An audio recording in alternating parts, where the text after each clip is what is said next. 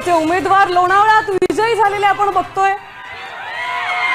आपण हे दृश्य पाहतोय बारामतीमध्ये विजयाचा उत्सव साजरा केला जातोय। श्रद्धा आपण पाहू शकतोय, गुलाल उधळला जातोय आणि बारामतीमध्ये हा विजय साजरा होतोय।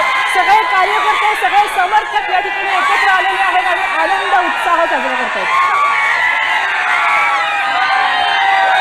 पाहू शकतो की सगळे कार्यकर्ते आपापल्या उमेदवारासहित, कार्यकर्त्यांसहित आपली सत्ता आली या जल्लोषामध्ये। बारामतीमध्ये दादांच्या राष्ट्रवादीचा जल्लोष पाहायला मिळतोय। खरं प्रतिष्ठा पडायला लागली होती, दादांची राष्ट्रवादी आणि काकांची राष्ट्रवादी अशी या ठिकाणी प्रतिष्ठा होती आणि आता या ठिकाणी दादांचा नगराध्यक्ष आलेला आहे। दादांचे कार्यकर्ते, दादांचे समर्थक या ठिकाणी एकत्र आलेले आहेत।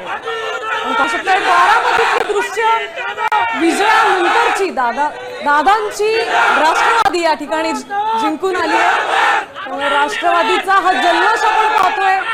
राष्ट्रवादीचे कार्यकर्ते जोरदार घोषणाबाजी करताना दिसतात, गुलाल उधळले जात आहेत। तर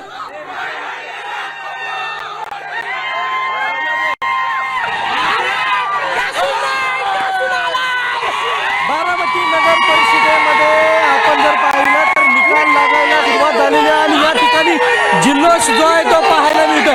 आपण जर बघितलं तर या ठिकाणी जल्लोष सुरू केला, आम्ही जल्लोष चालू केला आहे। आमचा उमेदवार आलेला आहे आणि तो पण घासून नाही ठासून आलेला आहे।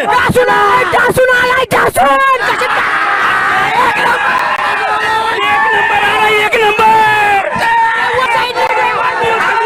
किती बी समोर येऊन दे त्यांना एकदा वाघ पप्पू चव्हाण। आपण जर बघितलं तर अटीतटीची लढत होती, जल्लोष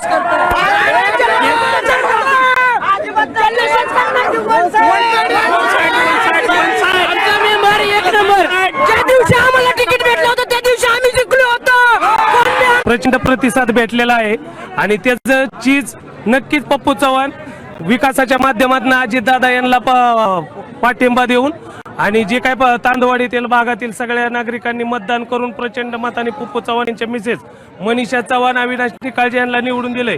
त्याचं नक्कीच चीज केलं जाईल। राष्ट्रवादी पक्षाचा विजय, राष्ट्रवादीची सत्ता येणार, सगळीकडे येणार, 41 येणार, फक्त अजितदादा म्हणतील तसं सगळीकडे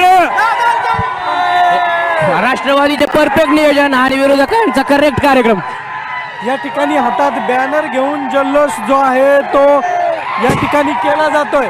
या ठिकाणी फटाके जे आहेत ते फोडले जातात, काही तोफा ज्या आहेत त्या लावण्यात येतात आणि बारामतीमध्ये पुन्हा निर्विवादपणे राष्ट्रवादीची सत्ता ही अजित पवारांच्या नेतृत्वाखाली आली आहे। अजितदादांच्या नेतृत्वावर विश्वास ठेवून बारामतीच्या जनतेने अजितदादांना कौल दिलेला आहे आणि हाच निकाल शेवटपर्यंत राहणार। एकच वादा, अजितदादा, समीर चव्हाण जिंदाबाद।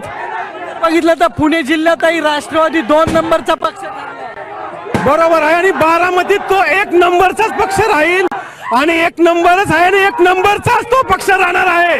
जर बघितलं तर कार्यकर्ते या ठिकाणी असणाऱ्या पोलवरती चढलेले आहेत, काहींची आतिषबाजी जी आहे ती या ठिकाणी सुरू आहे। आपण जर बघितलं तर पुणे